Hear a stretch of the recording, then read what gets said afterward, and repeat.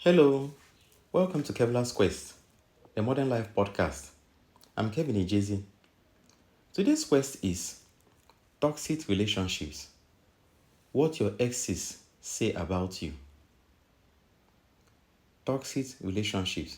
What your exes say about you. Let's talk about something that we've probably heard a lot lately. My ex was a narcissist. It feels like almost every woman says this now. But here's the thing. Real narcissistic personality disorder or NPD is actually very rare. Only about 1 to 2% of people have it. And that includes both men and women. So how is it that so many women say they've dated one? Well, part of the answer is that the word narcissist has changed. It used to be a medical term. Now people use it more casually to describe someone who is selfish, cold, or just not emotionally supportive. In relationships, there's always some imbalance. One person gives more, the other person takes more. So if a woman feels like she gave everything and got little in return, she might look back and say he was a narcissist. But here's where it gets very tricky. If she blames the breakup only on him being a narcissist, she might be avoiding her own part in the story.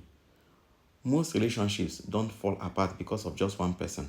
Sometimes, this kind of thinking shows a deeper pattern, like seeing yourself only as a victim or believing your feelings are always caused by others. Yes, there are toxic people out there, but they are not as common as social media makes them seem. Now let's go a little deeper. Studies show that narcissistic men often had mothers with borderline personality traits, and borderline women often had narcissistic fathers. It's like two sides of the same coin, different reactions to the same kind of emotional chaos growing up. Now, what is it like growing up with a borderline mom? Kids with borderline mom often deal with a lot of emotional ups and downs. The mom might be unpredictable, overly emotional, or cross boundaries. To cope, some kids shut down emotionally.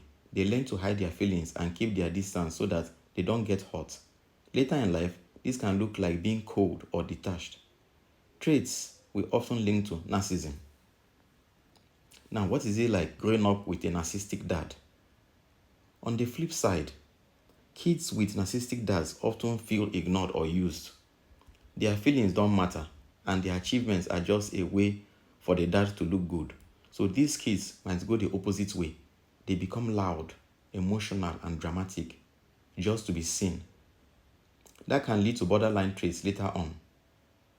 Now, I want you to notice the intersection between borderline personality of women and narcissistic behavior of men. Let's just call it the narcissistic dance or the narcissistic intertwine. The wild part of all this is that these two types often end up in relationship with each other. A woman who keeps dating narcissistic men and might actually have some borderline traits herself, and vice versa. People who are emotionally healthy and secure usually don't stay in these kind of relationships. They sense the drama and walk away. Secure women don't stay with narcissistic men for years. Secure men don't stay with borderline partners for years. So if someone keeps ending up in this relationship, it might mean they have unresolved emotional stuff from childhood. But you ask yourself, why is it that most of the time these people stay in this type of toxic relationships? A narcissistic man can handle a borderline woman's emotional storms because he is emotionally shut off. Why a borderline woman can handle a narcissistic why a borderline woman can handle a narcissistic man's coldness because she's used to emotional chaos. It's like fire and ice. They clash, but they also stick together, sometimes for years. Now, this is the red flag you should notice when you are dealing with anybody that you suspect that the person may be leading you to a toxic type of relationship. If someone keeps having long-term relationships with narcissistic men or borderline women, it's a sign to look inward. It's not just bad luck. It could mean they have emotional wounds or attachment issues that haven't been healed yet. So you that have stayed like about 2 to 7 years with that narcissistic ex, or borderline woman? What has kept you with them amid the everyday emotional chaos or coldness they dish out to you? Look inward and do better. Sometimes walking away is the most courageous thing to do. I hope this helped you see the bigger picture behind the narcissistic ex that people tend to throw around these days. It's not always what it seems, and sometimes the real answers are deeper than you think. Okay, that's our quest for today. Please subscribe, like, and share. Someone out there needs to hear this message. Maybe someone like you.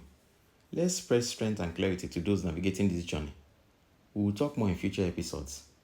And let me know your thoughts. Thanks for listening and take care.